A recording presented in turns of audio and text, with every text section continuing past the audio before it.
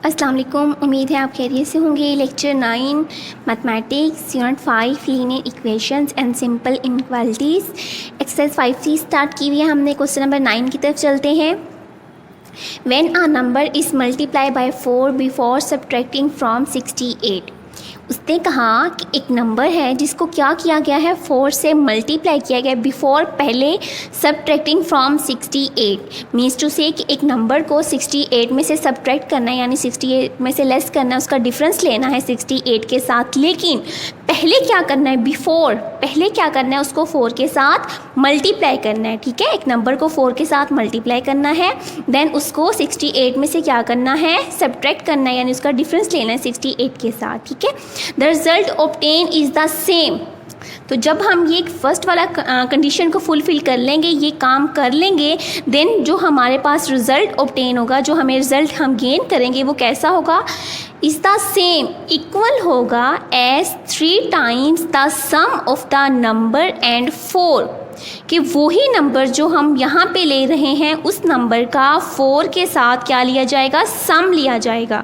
क्या किया जाएगा कि जो ये नंबर हम लेंगे उसका क्या किया जाएगा, सम लिया जाएगा। किसके साथ, 4 के साथ, और कितने टाइम, 3 टाइम्स।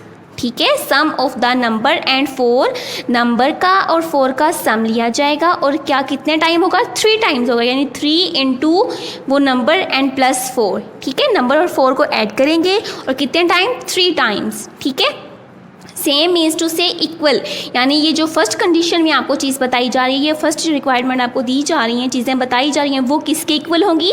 ये जो सेकंड पार्ट में चीज़ बताई जा रही है कि 4 का और उस नंबर का सम लिया जाएगा कितने दफ़ा, 3 टाइम्स। ठीक है, 3 इंटू वो नंबर प्लस 4। तो क्वेश्चन को स्टार्टिंग करते हैं। तो पहला काम हमने क्या करना है, नंबर लेट करना है। ठीक है, वेन नंबर, जो नंबर की बात की जा रही है, तो हम एक नंबर लेट कर लेते हैं। आप उसे x कर लें या y कह लें या कोई भी वेरिएबल n ले लें। ठीक है, let the number equal to x। ठीक है, हमने क्या कहा, जो नंबर है वो क्या है, वो x है। अब जो रिक्वायरमेंट बताई जा रही है कि when a number is multiply by 4 before subtracting from 68। First of all क्या करना है, नंबर को 4 के साथ मल्टीप्लाई करना है। तो ये क्या बन जाएगा, 4x बन जाएगा। ठीक है, x को हमने क्या किया, 4 के साथ मल्टीप्लाई कर दिया। ठीक है, सब्ट्रैक्टिंग फ्रॉम 68, यानी कि 68 में से इसको क्या करना था, इस चीज़ को लेस करना था। तो क्या हो जाएगा, 68 माइनस 4x। कैसे, हमने फर्स्ट ऑफ ऑल एक नंबर लेट किया जो क्या है, x है। देन हमने इस कंडीशन को लिया जो आपके पास रिक्वायरमेंट क्वेश्चन में गिवन है कि आपने क्या करना है, उस नंबर को 4 के साथ मल्टीप्लाई करना है। तो हमने क्या किया, उस नंबर को 4 के साथ मल्टीप्लाई कर दिया। देन हमने क्या किया, सब्ट्रैक्ट फ्रॉम 68 में से उसे लेस कर दिया, या 68 के साथ उसका डिफरेंस ले लिया, 68 में से उसको सब्ट्रैक्ट कर दिया। तो ये हमारे पास एक एक्सप्रेशन बन गया। ठीक है, the result obtain is the same. The result, जो ये आंसर आएगा, इसका ये जो आंसर निकालेंगे, रिजल्ट निकालेंगे, वो हम जो गेन करेंगे वो होगा सेम। सेम मीन्स टू से इक्वल। हमने पिछली वीडियोस में भी बात की कि जब आपके पास सेम की बात की जाए, या कंडीशंस को या एक्सप्रेशंस को लिंक करते हुए, चीज़ों को रिलेट करते हुए इसकी बात आ जाए, सेम की बात आ जाए, तो मीन्स टू से वो कंपैरिजन कर रहे हैं, वो आपको इक्वालिटी के बारे में बता रहे हैं कि चीज़ें जो हैं वो एक दूसरे के बराबर हैं, इक्वल हैं। ठीक है, तो हमने एक नंबर लिया, उसको 4 के साथ मल्टीप्लाई किया, देन उसको 68 में से सब्ट्रैक्ट किया। अब वो हमने क्या कहा कि वो है equal 3 times the sum of the numbers and 4। 3 times means to say 3 आ जाएगा। ठीक है, the sum of the number and 4, number हमने क्या लिया हुआ है, x लिया हुआ है, तो नंबर एंड 4 का क्या हो जाएगा, सम हो जाएगा। ठीक है, क्या किया हमने इक्वालिटी में क्या किया, राइट हैंड साइड पे कि 3 टाइम्स लिया। ठीक है, 3 टाइम्स क्या चीज़ होगी, sum of the number and 4, number और 4 का सम ले लिया, और वो कितने टाइम है, 3 टाइम्स है। तो ये हमारे पास एक इक्वेशन मिल गई हमें। ठीक है, अब इसको सिंप्लीफाई करते हैं। 68 माइनस 4x, ये ब्रैकेट हम ख़त्म करते हैं, तो 3x के साथ मल्टीप्लाई होगा तो क्या बन जाएगा, 3x बन जाएगा, प्लस 4 3 दा 12 हो जाएगा। ठीक है, अब ऐसे करते हैं, वेरिएबल को एक साइड पे कर लेते हैं, कॉन्स्टेंट्स को एक साइड पे कर लेते हैं। ठीक है, तो ये हमारे पास क्या हो जाएगा -4x, और ये 3x है, जब हम लेफ्ट हैंड साइड पे लेके आएंगे तो ये क्या हो जाएगा -3x। ठीक है, मैं एक ही स्टेप में चीज़ों को, जो कॉन्स्टेंट्स हैं उसको राइट हैंड साइड पे कलेक्ट कर रही हूँ, जो हमारे पास वेरिएबल है उनको मैं लेफ्ट हैंड साइड पे कलेक्ट कर रही हूँ। ठीक है, तो 68 जब इस साइड पे आएगा तो क्या हो जाएगा -68, और ये क्या हो जाएगा +12 हो जाएगा। ठीक है, मैंने वेरिएबल को लेफ्ट हैंड साइड पे कर दिया, और जो हमारे पास कांस्टेंट टर्म्स थी 12 तो हमारे पास राइट हैंड साइड पे ऑलरेडी था, तो जो 68 था उसको लेफ्ट से राइट की तरफ मैंने जब मूव ऑन करवाया तो वो क्या हो गया -68 हो गया। -4x और -3x माइनस माइनस आपके पास क्या होता है प्लस होता है, तो -4x और -3x आपके पास क्या हो गया -7x। ठीक है, माइनस क्यों आया, माइनस इस वजह से आया, वैसे तो माइनस माइनस प्लस होता है, हमने रूल्स के अकॉर्डिंग इसको प्लस किया, 4x प्लस 3x किया तो 7x, लेकिन चूंकि 4 बड़ी वैल्यू है उसके साथ माइनस का साइन है तो आंसर में भी क्या आ जाएगा माइनस आ जाएगा। ठीक है, इक्वालिटी का साइन डालते हैं, -68 + 12 प्लस माइनस माइनस, तो 68 में से 12 को हम लेस करेंगे तो आंसर क्या आएगा 56 आएगा। चूँकि 68 बड़ी वैल्यू है, इसके साथ माइनस का साइन है, तो आंसर में भी क्या आ जाएगा माइनस आ जाएगा। ठीक है, अब आपके left and right both sides पे माइनस है तो आप इनकी क्या कर सकते हैं, कटिंग कर सकते हैं, ये बोथ माइनस एक दूसरे के साथ क्या हो जाएंगे, कैंसिलेशन की हो जाएगी। ठीक है, तो हम क्या लिख सकते हैं 7x = 56 लिख सकते हैं। ठीक है, या जब आप 7 को राइट हैंड साइड पे मूव ऑन करवाएंगे तब भी आप इनकी कैंसिलेशन माइनस की कर सकते हैं। अब हमने x फाइंड करना है तो x = हमारे पास किसके हो जाएगा 56 / 7, तो x = 7 × 1 = 7, 7 × 8 = 56, तो हमारे पास x क्या आ गया 8 आ गया। तो ये हमारे पास आंसर आ गया जो उन्होंने पूछा था, फाइंड द नंबर, के नंबर फाइंड करें, और ये नंबर हमने फाइंड कर लिया जो हमारे पास क्या आया है 8 आया है। अब हम चेकिंग करना चाहें तो हम चेकिंग भी कर सकते हैं इसकी वेरिफिकेशन की, आया जो हमने काम किया है वो ठीक भी है या नहीं, जो हमने x की वैल्यू फाइंड आउट की है क्या वो ठीक है या नहीं, तो हम इस इक्वेशन में वैल्यूज़ को पुट करेंगे। ठीक है, ये जो हमारे पास इक्वेशन थी क्वेश्चंस की कंडीशंस के अकॉर्डिंग, रिक्वायरमेंट्स के अकॉर्डिंग जो हमने इक्वेशन बनाई, उसमें जो हमारे पास जहाँ जहाँ पे x है वहाँ पे हम x की वैल्यू 8 की पुटिंग करेंगे, तो हमारे पास क्या आ जाएगा 68 - 4x = 3 times sum of the number and 4। ठीक है, अब हम वैल्यू पुट करेंगे 68 - 4, x की जगह पे क्या आ जाएगा 8 आ जाएगा, = 3, x की जगह पे आप क्या पुट करोगे 8 + 4। ठीक है, 68 - 8 4 दा 32 = 3, 8 + 4 क्या आपके पास हो जाएगा 12 हो जाएगा। ठीक है, तो ये 68 में से 32 आप लेस करोगे, 8 में से 2 आपके पास लेस करेंगे तो 6 आ जाता है।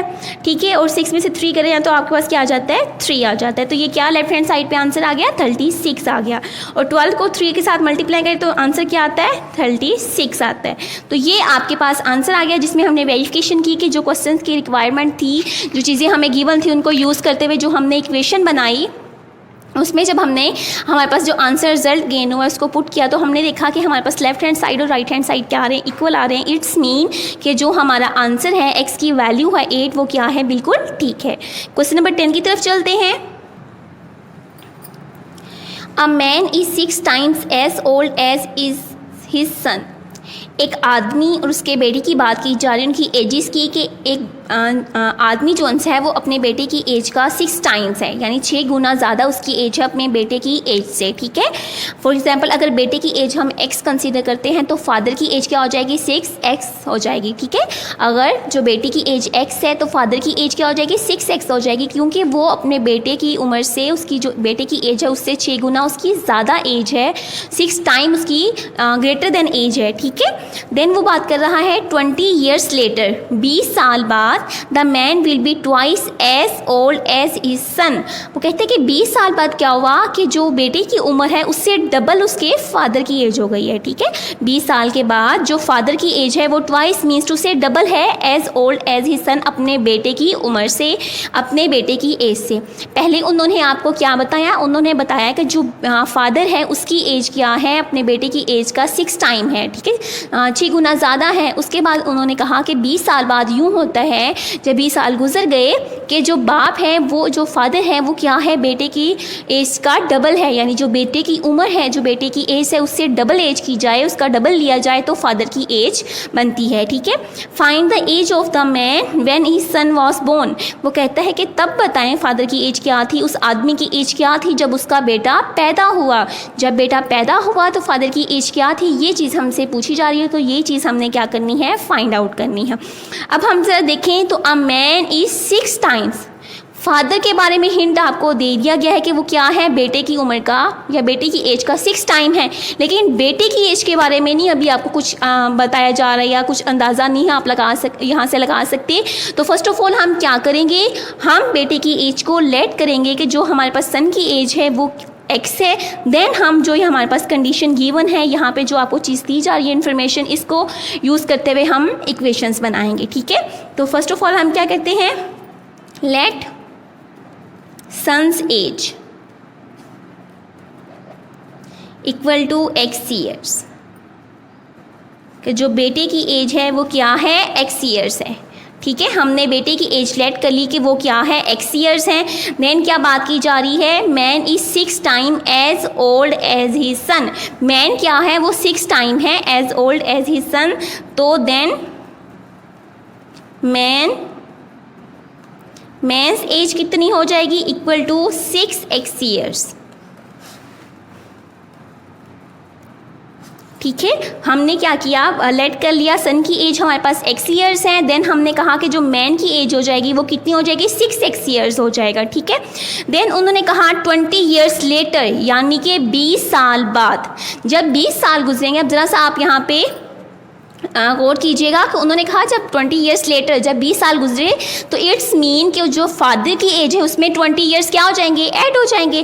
पहले फादर की एज क्या है, 6x है, 20 ईयर्स के बाद क्या हो जाएगी, मीन्स टू से कि इस एज के अंदर 20 ईयर्स ऐड हो जाएंगे। ठीक है, सम हो जाएगा ना, ऐड हो जाएंगे। पहले ये एज है, ये प्रेजेंट एज है। ठीक है, ये जो अब हम एज की बात कर रहे हैं ये प्रेजेंट एज है, और जब 20 ईयर्स लेटर यानी फ्यूचर में बात की जाएगी तो क्या होगा कि इस एज के अंदर 20 ईयर्स क्या हो जाएंगे, ऐड हो जाएंगे। और बिल्कुल इसी तरह जो बेटे की एज है वो प्रेजेंट एज क्या है, वो x ईयर्स है, तो फ्यूचर में यानी 20 ईयर्स लेटर क्या होगा कि यहाँ पे हमारे पास x + 20 हो जाएगा। ठीक है, 20 ईयर्स बेटे की एज में ऐड हो जाएंगे और 20 ईयर्स ही मैन की एज में ऐड हो जाएंगे। ठीक है, तो क्या होगा, हमारे पास फादर की एज कितनी है, 6x है, तो 20 ईयर्स लेटर बाद क्या हो जाएगा, 6x + 20।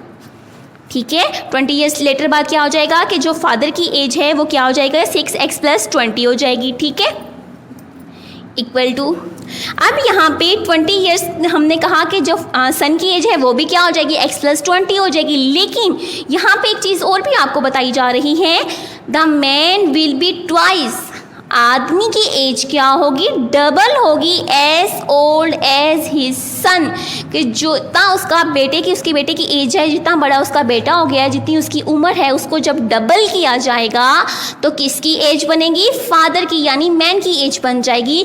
तो क्या होगा कि हम जो बेटे की एज है यानी x + 20 उसको क्या कर देंगे, डबल उसका कर लेंगे, 2 टाइम्स कर लेंगे, तो किसकी एज बनेगी, फादर की एज बनेगी। ठीक है, प्रेजेंट एज फादर की 6x है, सन की एज x ईयर्स है, और 20 ईयर्स लेटर फ्यूचर में फादर की एज हो गई 6x + 20 और सन की एज क्या हो जाएगी, x + 20। ठीक है, लेकिन उन्होंने कहा कि 20 ईयर्स लेटर ये भी हुआ कि जो फादर है वो उसकी एज क्या होगी, बेटे की एज का डबल हो गई। तो हम यहाँ पे क्या करेंगे, जो सन की एज है उसको 2 टाइम कर देंगे, तो वो हमारे पास किसके इक्वल हो जाएगी, फादर की एज के। तो हमारे पास यहाँ पे क्या आएगा, 2 यानी 2 टाइम, तो x + 20 यानी कि जो बेटे की एज होगी 20 ईयर्स लेटर। ठीक है, फ्यूचर की एज हमारे पास क्या बन गई, 6x + 20, जो मैन की एज है 20 ईयर्स लेटर इक्वल किसके होगा, ट्वाइस या डबल, 2 टाइम्स के एज किसके, सन्स एज x + 20। ठीक है, अब इसको हम सिंप्लीफिकेशन करते हैं इनकी, 6x + 20 इक्वल टू, यहाँ पे 2x के साथ मल्टीप्लाई होगा तो क्या हो जाएगा, 2x + 220 के साथ मल्टीप्लाई होगा 20 2 to the 4, यहाँ हमारे पास क्या आ गया, 40 आ गया। ठीक है, अब हम वेरिएबल को लेफ्ट हैंड साइड पे इकट्ठा कर लेते हैं, 6x 2x जब लेफ्ट हैंड साइड पे मूव ऑन करेगा तो ये क्या हो जाएगा माइनस का, राइट हैंड साइड पे प्लस का है तो लेफ्ट हैंड साइड पे क्या हो जाएगा -2x इक्वल टू 40, 20 यहाँ पे मूव ऑन करेगा राइट हैंड साइड पे तो क्या हो जाएगा -20, ठीक है। 6x - 2x आपके पास क्या हो गया 4x इक्वल टू 40 - 20 आपके पास क्या हो गया 20 हो गया, ठीक है। तो x किसके इक्वल आ जाएगा 20 डिवाइडेड बाय 4, यहाँ पे 4 मल्टीप्लाई है तो जब ये राइट हैंड साइड पे मूव ऑन करेगा तो ये क्या हो जाएगा आपके पास, ये डिवीजन में चेंज हो जाएगा, ठीक है। तो x इक्वल टू 4 1 दा 4, 4 5 दा 20, तो ये आपके पास क्या आंसर आ गया x इक्वल टू 5। तो हमारे पास बेटे की एज कितनी आ गई है 5 इयर्स आ गई है। जब बेटा 5 साल का है तो हमारे पास फादर की एज कितनी होगी, तो हम बताते हैं सन्स एज एट प्रेजेंट कितनी है 5 इयर्स, ठीक है। बेटे की उम्र कितनी होगी 5 इयर्स। देन फादर्स एज, या मैन लिख लें या फादर्स एज लिख लें, तो फादर की एज क्या होगी 6x था तो 6x years equal to 6x की जगह पे आप वैल्यू पुट करें 5 तो क्या हो जाएगा 6 5 दा 30 ईयर्स। तो जब मैन हमारे पास, जब बेटा 5 साल का है तो उसके फादर की एज कितनी है 30 ईयर्स है। जब बेटा 5 साल का है तो मैन की एज कितनी है 30 ईयर्स। लेकिन वो हमसे क्या डिमांड कर रहे हैं, वो पूछ रहे हैं find the age of the man when his son was born, जब उसका बेटा पैदा हुआ। अभी तो वो 5 साल का है और फादर की एज 30 ये है, तो जब वो पैदा हुआ वो पूछ रहे हैं तब एज क्या होगी, तो the man's age will be हमारे पास क्या होगी 30 - 5 इक्वल टू 25 ईयर्स। कैसे, जाहिर सी बात है बेटा 5 साल का है और फादर 30 ईयर्स के हैं, तो बेटे को अगर जब बोन पैदा हुआ तो वो जो उसकी 5 ईयर्स हैं, जब उसको हम उसकी फादर की एज से लेस कर देंगे, उनका डिफरेंस ले लेंगे, तो जो फादर की एज होगी वो क्या होगी 25 ईयर्स। तो 25 ईयर्स थे उसके फादर जब वो बेटा क्या हुआ बोन हुआ, यानी कि पैदा हुआ। सन एज हमारे पास जब 5 ईयर्स है तो फादर की एज क्या है 30 ईयर्स, और जब सन बोन हुआ यानी कि बच्चा पैदा हुआ तो फादर की एज क्या हो गई 25 ईयर्स। तो ये हमारे पास क्वेश्चन था जिसमें हमने क्या किया, थोड़ा सा ये कॉन्सेप्चुअल था, इसको ज़रा सा जहन में रखना है कि प्रेजेंट एज हमने लेट की x ईयर्स, फादर की प्रेजेंट ईयर क्या है एज क्या है 6x ईयर्स, ठीक है। देन फ्यूचर में हमारे पास क्या है 20 ईयर्स लेटर जो फादर की एज है वो हो जाएगी 6x + 20, जो सन्स एज है वो क्या हो जाएगी x + 20, ठीक है। सन्स की एज भी क्या हो जाएगी x + 20। लेकिन उन्होंने एक और चीज़ की भी बात कर दी कि वो क्या होगी, फादर की एज बेटे की एज का डबल होगी, तो हमने यहाँ क्या कर दिया 2 टाइम कर दिया सन की एज का, ठीक है, आफ्टर 20 ईयर्स, ठीक है। देन हमने इसकी सिंप्लीफिकेशन की तो x हमारे पास क्या आ गया 5 आ गया, यानी कि जो प्रेजेंट सन की एज है वो क्या है 5 ईयर्स है। देन फादर की एज हमने कैलकुलेट की तो वो हमारे पास कितनी बनती है 30 ईयर्स बनती है। देन हमने क्या फाइंड आउट करना था कि जब सन बोर्न हुआ तब फादर की एज क्या थी, तो हमने सिंपल क्या किया, जो सन की एज 5 ईयर्स है उसको 30 ईयर्स में से माइनस किया तो आंसर क्या है 25। क्वेश्चन नंबर 11 की तरफ चलते हैं। अ moon cake with 2 egg yolks cost $2 more than a moon cake with 1 egg yolk। वो क्या है, आपको मून केक के बारे में बता रहा है, उसकी 2 टाइप्स के बारे में, कि एक मून केक ऐसा है जिसमें क्या है 2 egg yolks हैं जिसकी कॉस्ट क्या है $2 है, जो किससे ज़्यादा है, एक ऐसे मून केक से जो किसके साथ है 1 egg yolk के साथ है, ठीक है। एक 2 eggs के साथ है, एक 1 egg के साथ है, ठीक है। The cost of 6 moon cakes with 2 eggs and 5 moon cakes with 1 egg yolk is $130.80। उसने कहा कि 6 मून केक्स हैं वो 2 एग्स के साथ हैं और जो 5 मून केक हैं वो 1 एग के साथ हैं। उनकी जो टोटल प्राइस है, जो टोटल कॉस्ट है वो कितने डॉलर है $130.80 है, ठीक है। ये 6 मून केक्स 2 एग्स के साथ और 5 मून केक्स 1 एग के साथ, इनकी जो टोटल कॉस्ट है, टोटल अमाउंट है वो आपको बताई जा रही है, ठीक है। यहाँ 2 एग वाले मून केक का बताया जा रहा है कि $2 कॉस्ट है उसकी, किससे ज़्यादा है, ऐसे मून केक से जो 1 एग के साथ है, ठीक है। देन नेक्स्ट आपको क्या बताया जा रहा है कि 6 मून केक्स हैं 2 एग्स के साथ और 5 मून केक्स हैं 1 एग वाले, और उनकी जो कॉस्ट है टोटल वो आपको बताई जा रही है अमाउंट, ठीक है। Find the cost of a moon cake with 2 egg yolks. तो आपसे डिमांड की जा रही है, आपसे पूछा जा रहा है कि ऐसे मून केक, एक ऐसा मून केक जो 2 एग्स योल्क के साथ है, उसकी कॉस्ट बताएं, उसकी प्राइस बताएं कि कितनी होगी, ठीक है। तो इसकी स्टार्टिंग लेते हैं। फर्स्ट ऑफ ऑल हम क्या करेंगे, हम अब देख रहे हैं कि 2 एग्स वाला मून केक और 1 वाला एग वाला मून केक, ठीक है, उनका आपस में लिंक बन रहा है, लेकिन 2 जो जिसमें 2 एग्स हैं उसके बारे में तो आपको इन्फॉर्मेशन थोड़ी सी उन्होंने दे दी, कॉस्ट के बारे में थोड़ा सा एक्सप्लेन कर दिया, लेकिन जो ऐसा मून केक है जो 1 एग के साथ है उसके बारे में आपको वो थोड़ा स्पेसिफिक नॉलेज नहीं दे रहे, थोड़ा सा उसको नहीं बता रहे कि उसकी कॉस्ट किस तरह से है या क्या है, ठीक है। तो उसको हम फर्स्ट ऑफ ऑल क्या करेंगे, लेट करेंगे the cost of a moon cake with 1 egg yolk equal to $1 या $X कह देंगे, ठीक है। सॉरी, हम इसको वेरिएबल कंसीडर करेंगे, $X कह दें आप, $N कह दें या $Y, कुछ भी आप लेट कर सकते हैं, ठीक है। तो हम करते हैं इसको solve out. Let the cost of moon cake with 1 egg yolk equal to $X, ठीक है। हमने मून केक, जो ऐसा मून केक था जो 1 एग के साथ था, उसकी हमने लेट कर लिया कि जो उसकी कॉस्ट है या जो उसकी प्राइस है वो क्या है, $X है, ठीक है। हमने $X लेट कर लिया ऐसे मून केक की प्राइस जो 1 एग के साथ है, ठीक है। देन जो आपको इन्फॉर्मेशन गिवन थी कि moon cake with 2 eggs yolk cost $2 more than a moon cake with 1 egg yolk. More than means to say, जब भी आपने याद रखने हैं मोर देन का वर्ड आता है तो इट्स मीन कि वहाँ चीज़ें ऐड हो रही हैं। मोर देन मतलब ज़्यादा, यानी ऐड हो रहा है। तो यहाँ पे कॉस्ट कितनी है, $2 है, तो वो किस में ऐड हो जाएगी, इस प्राइस में, जो किसकी है, जो 1 एग वाले मून केक की है। तो हाँ, हमारे पास 2 एग वाले मून केक की प्राइस क्या हो जाएगी, $X प्लस $X प्लस $2, ठीक है। $X प्लस $2, ये दोनों प्राइसेस क्या हो जाएंगी, ऐड हो जाएंगी। तब हमारे पास किसकी प्राइस बनेगी, किसकी कॉस्ट बनेगी, moon cake with 2 egg yolks, ठीक है। तो then the cost of moon cake with 2 egg yolks equal to क्या हमारे पास हो जाएगा, $X प्लस $2, ठीक है। हमारे पास $2 और $X को हमने ऐड कर दिया, यहाँ पे क्या हो जाएगा, $X प्लस 2। तो ये हमारे पास किसकी कॉस्ट आ गई, ये ऐसे मून केक की कॉस्ट है जो किसके साथ है, 2 एग्स के साथ है, ठीक है। तो हमारे पास ये हमने कॉस्ट को लेट कर लिया। अब देन हम चलते हैं, अगली बात क्या है, the cost of 6 moon cakes with 2 eggs. तो ऐसे मून केक्स जो 2 एग्स के साथ थे वो कितने हैं, 6 हैं, उसकी कॉस्ट क्या है, $X प्लस $2 है। तो जब 6 मून केक्स लेंगे तो वो क्या हो जाएगा, 6 इंटू $X प्लस $2, ठीक है। अब ये हमारे पास किसकी है, एक मून केक की कॉस्ट है, ये हमारे पास किसकी कॉस्ट है, एक मून केक की कॉस्ट है। तो जब 6 मून केक्स होंगे तो क्या हो जाएगा, सिंपल 6 इंटू $X प्लस 2, ठीक है। तो हम लेट करते हैं, यहाँ पे राइट करते हैं, इक्वेशन बनाते हैं अपनी, 6 इंटू $X प्लस 2, ठीक है। $X प्लस $2 एक मून केक की प्राइस है, एक मून केक की कॉस्ट है जो 2 एग्स के साथ है। तो जब 6 मून केक की बात की जाएगी तो क्या हो जाएगा, सिंपल 6 इंटू $X प्लस 2।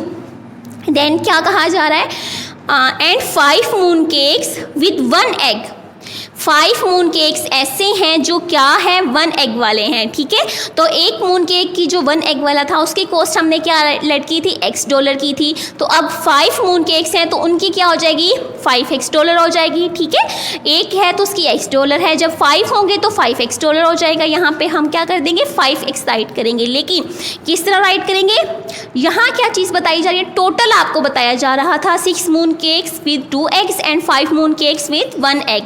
तो यहाँ पे क्या हो जाएगा, 6 into $X plus 2, 6 moon cakes है, ठीक है, with 2 eggs and plus total है 5x with one moon 5 moon cakes हैं विद 1 एग्स, तो यहाँ क्या हो जाएगा 5x हो जाएगा। ठीक है, 6 एग्स जो से 6 मून केक्स हैं वो 2 एग्स के साथ हैं और 5 जो मून केक्स हैं वो 1 एग हैं, तो वो किसके इक्वल टोटल अमाउंट आपको बताई जा रही थी, $130.80, तो 130.80 ये आपके पास टोटल आ गया। 6 moon cakes with 2 eggs plus 5 moon cakes with 1 egg equal to 130.80। ठीक है, तो अब इसकी सिंप्लीफिकेशन करते हैं। यहाँ 6 को x के साथ मल्टीप्लाई करेंगे तो क्या हो जाएगा 6x plus 6 to the 12 plus 5x equal to 130.80। ठीक है, अब हम क्या करते हैं, यहाँ पे जो वेरिएबल्स हैं उनको इकट्ठा करके लिख लेते हैं। 6x plus 5x equal to 130.80 और ये जो 12 है इसको राइट हैंड साइड पे मूव ऑन करेंगे तो ये क्या हो जाएगा -12 हो जाएगा। ठीक है, तो ये हमारे पास वैल्यू बन गई 6x प्लस 5x आपके पास क्या हो जाएगा 11x हो जाएगा। ठीक है, 130.80 माइनस 12 हम करेंगे तो हमारे पास क्या हो जाएगा 118.8। ये हमारे पास वैल्यू आ गई कि आपने 130.80 से 12 को लेस करेंगे तो आपके पास वैल्यू क्या आएगी 118.8। ठीक है, अब आपने क्या फाइंड करना है, x फाइंड करना है, तो x क्या हो जाएगा x equal to 118.8 divided by 11।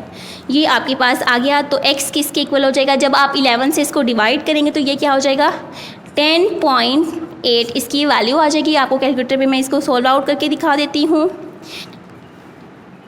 तो ये आपके पास आंसर आ गया 10.8। ठीक है, तो x की कॉस्ट क्या आ गई, x हमारे पास क्या था, एक ऐसा मून केक जो किसके साथ था 1 एग के साथ था, तो उसकी कॉस्ट कितनी आ गई 10.8 हमारे पास ये इसकी कॉस्ट आ गई। ठीक है, उन्होंने हमसे कौन सी कॉस्ट पूछी हुई, किसकी, ऐसा मून केक जो किसके साथ है 2 एग्स के साथ है, तो वो हमने क्या लेट किया था कि एक मून केक जो 2 एग्स के साथ होगा उसकी कॉस्ट क्या होगी x + $2 होगी।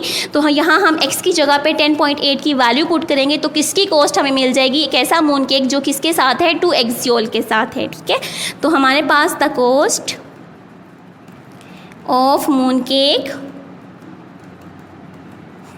With 2 egg yolks equal to $x + 2 equal to, यहाँ भी आप डॉलर का सिंबल डाल दें। ठीक है, x की जगह पे क्या करेंगे 10.8 और साथ क्या हो जाएगा +2 हो जाएगा, तो $2 यहाँ हमारे पास क्या वैल्यू आ जाएगी 10.8 + 2 आपके पास क्या हो जाएगा 12.80, तो ये $12.80, तो ये आपके पास क्या आ गई आंसर आ गया, कॉस्ट आ गई 12.80 कॉस्ट है, $12.80 कॉस्ट है किसकी, ऐसे मून केक की जो किसके साथ है 2 एग योल्क्स के साथ है। ठीक है, तो ये क्वेश्चन आपका सोल्व आउट हुआ। क्वेश्चन नंबर 12 की तरफ चलते हैं।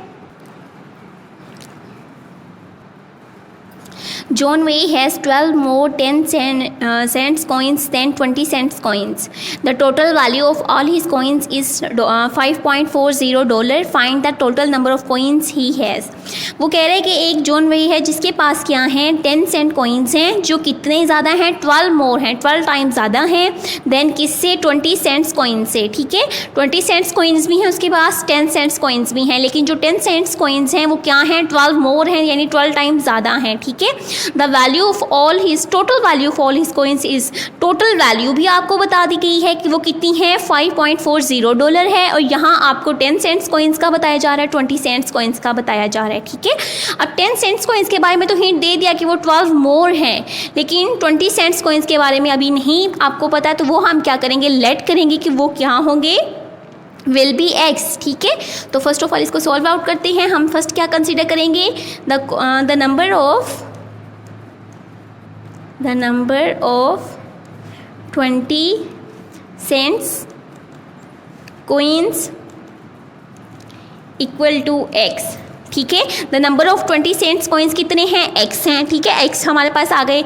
अब हमारे पास जो 10 सेंट कॉइन्स हैं वो कितने हैं 12 मोर हैं, तो वो इसका क्या हो जाएगा, इसके अंदर 12 ऐड हो जाएगा। ठीक है, ये तो आपके पास जो 20 सेंट्स कॉइन्स हैं वो तो x है, जो आपके पास जो 10 सेंट्स कॉइन्स हैं वो मोर हैं। यहाँ भी आपके पास ऊपर भी हमने क्वेश्चन लेवल में मोर की बात की कि जब मोर देन आ जाता है इट्स मीन के ज़्यादा, और ज़्यादा की जब बात की जाए तो इट्स मीन कि वो जिस चीज़ के बारे में बात कर रहे हैं वो पिछली वाली चीज़ में ऐड होगी, यानी उसका सम हो जाएगा, वो उसके अंदर ऐड हो जाएगी, जमा हो जाएगी, ठीक है। तो ये जो मोर देन आपके पास बात कर रहे हैं कि 10 सेंट कॉइन्स जो हैं वो ज़्यादा हैं, 12 कितने दफ़ा ज़्यादा हैं, 12 टाइम ज़्यादा हैं। तो यहाँ आपके पास जब हम 10 सेंट्स कॉइन्स की बात करेंगे तो उसमें क्या हो जाएगा, x + 12 हो जाएगा, ठीक है। देन ये हमने ऊपर वाली चीज़ लेट की हुई है। Then the number of 10 cents coins equal to x + 12, ठीक है। जो उसके पास 20 सेंट्स कॉइन्स हैं वो कितने हैं, वो x हैं, और जो हमारे पास 10 सेंट्स कॉइन्स आ जाएंगे वो कितने हो जाएंगे, x + 12 हो जाएंगे, ठीक है। यानी कि वो मोर देन है हमारे पास 20 सेंट्स कॉइन्स से, तो वो आपके पास क्या बन गया, x + 12 बन गया, ठीक है। देन क्या बात की जा रही है, the total value of all his coins is $5.40। Total value की बात की जा रही है, और यहाँ पे आप ज़रा इनके देखें यूनिट्स, तो पीछे सेंट्स की बात की जा रही है, यहाँ पे आपके पास डॉलर की बात की जा रही है। तो आपको पता है कि हमें क्वेश्चन को सॉल्व आउट करने के लिए क्या ज़रूरी चीज़ होती है कि ये रूल है कि आपकी तमाम कैलकुलेशन, तमाम न्यूमेरिकल वैल्यूज़ के जो यूनिट्स हैं वो क्या होने चाहिए, सेम होने चाहिए। या तो हम सबको डॉलर्स में इनकी कन्वर्जन करें, या हम क्या करें कि जो डॉलर है उसको सेंट्स में उसकी कन्वर्जन करें, ठीक है। तो ये जो टोटल वैल्यू आपको बताई जा रही है कॉइन्स की, वो टोटल वैल्यू डॉलर में बताई जा रही है, तो इसको तो हम सेंट्स में चेंज करेंगे, क्योंकि आपको पता है कि $1 के अंदर कितने सेंट्स होते हैं, 100 सेंट्स होते हैं, ठीक है। तो ये हम चेंज कर लेंगे इसको 100 से मल्टीप्लाई करके। टोटल वैल्यू किसकी बात की जा रही है, 20 सेंट्स कॉइन्स की और 10 सेंट्स कॉइन्स की, ठीक है। तो जब आप total number of 20 cents coins लेंगे तो वो हमारे पास क्या हो जाएगा, 20x हो जाएगा। ज़रा जहन में इस चीज़ को बैठाएं कि जब यहाँ तो था नंबर ऑफ 20 कॉइन्स, आपके पास सेंट्स कॉइन्स कितने हैं, x हैं। जब टोटल की बात की जाएगी, total number of 20 cents coins कितने हो जाएंगे, 20x हो जाएंगे। जब देन आपके पास 10 सेंट्स कॉइन्स की बात की जाएगी तो इसके हमारे पास क्या हो जाएंगे, 10 × x + 12 हो जाएगा, ठीक है। आपके पास जब टोटल की बात की जाएगी, ये तो हमने चीज़ लेट की, और यहाँ पे जो आपके पास कंडीशन आपको इन्फॉर्मेशन गिवन थी उससे हमने ये बनाए एक्सप्रेशंस, ठीक है, इनकी वैल्यूज़ बनाई। लेकिन जब टोटल की यहाँ पे बात की जा रही है तो टोटल जब हम लेंगे तो 20 सेंट्स कॉइन्स का टोटल क्या होगा, 20x हो जाएगा, और 10 सेंट्स कॉइन्स का टोटल क्या होगा, 10 × x + 12 हो जाएगा। सिंपल 10 सेंट्स हैं तो इसको 10 से मल्टीप्लाई कर देंगे, 20 सेंट्स कॉइन्स हैं तो इसको हम 20 से मल्टीप्लाई कर देंगे। क्यों, क्योंकि हम टोटल लेना चाह रहे हैं, ठीक है। तो हम इक्वेशन बनाते हैं, यहाँ पे क्या हो जाएगा, 10, पहले 10 सेंट्स कॉइन्स की बात करें, 10 × x + 12, ठीक है। ये टोटल हमारे पास किसका आ गया, 10 सेंट्स कॉइन्स का आ गया। देन अब हम 20 सेंट्स कॉइन्स का टोटल बनाना चाहेंगे तो वो क्या हो जाएगा, 20x हो जाएगा। फिर आगे जो ये यहाँ बात की, the total values 20 cents coins की, टोटल वैल्यूज़ 10 सेंट्स कॉइन्स की, ऑल हिज कॉइन्स इज $5.40, ठीक है। इनकी पहले सेपरेट हमने टोटल चीज़ ली, अब उनका दोनों का सम लेंगे, यानी दोनों को अब ऐड करें, दोनों का सम लें, देन हमारे पास क्या आंसर आ रहा है, $5.40, ठीक है। $5.40 हमारे पास ये चीज़ बन गई, ठीक है। पहले हमने क्या किया, number of 20 cents coins let किए कि वो x हैं, the number of 10 cents coins हमारे पास क्या बन गए, x + 12 बन गए, चूँकि वो मोर देन थे 12, ठीक है। देन हमने जब टोटल की बात करनी है तो जब 20 सेंट्स कॉइन्स हैं वो कितने बन जाएंगे, 20x बन जाएंगे। जो 10 सेंट्स कॉइन्स हैं वो कितने बन जाएंगे, 10 × x + 12 बन जाएंगे। देन उनका जब हम सम उनको करेंगे, उनको ऐड करेंगे, तो जो टोटल अमाउंट हमारे पास, जो टोटल सेंट्स हमारे पास जो बनेंगे वो कितने बन जाएंगे, जो कॉइन्स हमारे पास बनेंगे वो होंगे $5.40, ठीक है। अब डॉलर को हम ख़त्म करेंगे, 10 × x + 12 + 20x equal to 5.40 multiply by 100, ठीक है। याद रखना है कि $1 के अंदर 100 सेंट्स होते हैं, ठीक है। $1 के अंदर आपके पास कितने सेंट्स होते हैं, 100 सेंट्स होते हैं, ठीक है। तो यहाँ आपके पास इसे मल्टीप्लाई कर दें, क्या हो जाएगा, 10x हो जाएगा आपके पास, ठीक है। 10 को 12 से मल्टीप्लाई करेंगे तो 120 हो गया, प्लस 20x हो गया, इक्वल टू 5.40 को जब आप 100 से मल्टीप्लाई करेंगे तो ये क्या हो जाएगा, 540 हो जाएगा आपके पास, ठीक है। अब वेरिएबल को एक साइड पे कर लेते हैं, उसको कंबाइन करके लिखते हैं, और जो हमारे पास वेरिएबल्स हैं उनको एक साइड पे, कॉन्स्टेंट्स को एक साइड पे। 120 जब राइट हैंड साइड पे मूव करेगा तो क्या हो जाएगा, -120 हो जाएगा, ठीक है। 10 + 20 आपके पास क्या हो गया, 30x हो गया, इक्वल टू 540 - 120, तो आपके पास क्या आ जाएगा, 5 में से 1 गया तो आपके पास यहाँ से 4, तो 420 आपके पास वैल्यू आ गई। ठीक है, तो x किसके इक्वल हो जाएगा, x equal to 420 divided by 30। तो x इक्वल टू इसकी वैल्यू फाइंड आउट करते हैं, 420 डिवाइडेड बाय 30, तो आंसर आपके पास क्या आया, 14 आ गया। तो ये x की वैल्यू आ गई, जो किसकी वैल्यू है, 20 सेंट्स कॉइन्स की वैल्यू है, जो क्या है, 14 है। आपसे क्या पूछ रहा था, find the total number of coins he has, कि उसके पास कितने कॉइन्स हैं। ठीक है, टोटल की बात की जा रही है, तो यहाँ हमारे पास जो 20 सेंट्स कॉइन्स हैं वो कितने हैं, x लिख लेते हैं। Total number of coins he has, 20 cents coins कितने हैं, x हैं। ठीक है, और जो 20 सेंट्स कॉइन्स हैं वो कितने हैं, x + 12, तो x + 12 हो जाएगा आपके पास। ठीक है, यहाँ क्या बन जाएगा, 2x + 12 हो जाएगा आपके पास। ठीक है, तो यहाँ वैल्यू पुट कर देते हैं, 14 + 12, 14 × 2 = 28, प्लस क्या हो जाएगा, यहाँ पे 12 हो जाएगा, 8 और 2 आपके पास क्या हो गया, 10, 2, 1, 3, और ये आपके पास क्या हो गया, 40। तो ये 40 आपके पास क्या हो गए, कॉइन्स हो गए, जो क्या हैं उसके पास हैं। टोटल नंबर ऑफ कॉइन्स उसके पास अब कितने आ गए, 40 कॉइन्स आ गए, जो हमने फाइंड आउट किए। ठीक है, फर्स्ट ऑफ ऑल आपने 20 सेंट्स कॉइन्स लेट किए, फिर 10 सेंट्स कॉइन लेट किए, फिर उनका टोटल अमाउंट लेके, सेंट्स का चूँकि यूनिट हमारे पास सेंट्स है, तो एक्स जब इसको हम सेंट्स की बात कर रहे हैं, तो ये हमारे पास सिंपल क्या हो जाएंगे, 20x हो जाएगा, ये क्या हो जाएगा, 10 × x + 12 हो जाएगा। देन उनका हमने सम लिया, सम करके हमारे पास टोटल अमाउंट जो थी वो आपके पास, टोटल जो उसके कॉइन्स थे वो आपके पास गिवन थे डॉलर में, तो वो हमने लिखा। ठीक है, उसके बाद डॉलर का साइन ख़त्म किया, सेंट्स में चेंज किया, देन हमने सिंप्लीफिकेशन की, तो x क्या आ गया, 14। अब हमने कॉइन्स टोटल बताने थे, तो हमने ये x + 12 इन दोनों का टोटल लिया, जो हमने नंबर्स कंसीडर किए थे और जो हमारे पास कंडीशंस की रिक्वायरमेंट के अकॉर्डिंग बना था, तो उसमें जब हमने x की वैल्यू पुट की, तो आंसर आपके पास कितना आ गया, 40 कॉइन्स है जो उसके पास मौजूद हैं। ठीक है, तो क्वेश्चन नंबर 12 आपका ये फिनिश हुआ। उम्मीद है आपको अच्छे से समझ आ गई होगी। Stay blessed.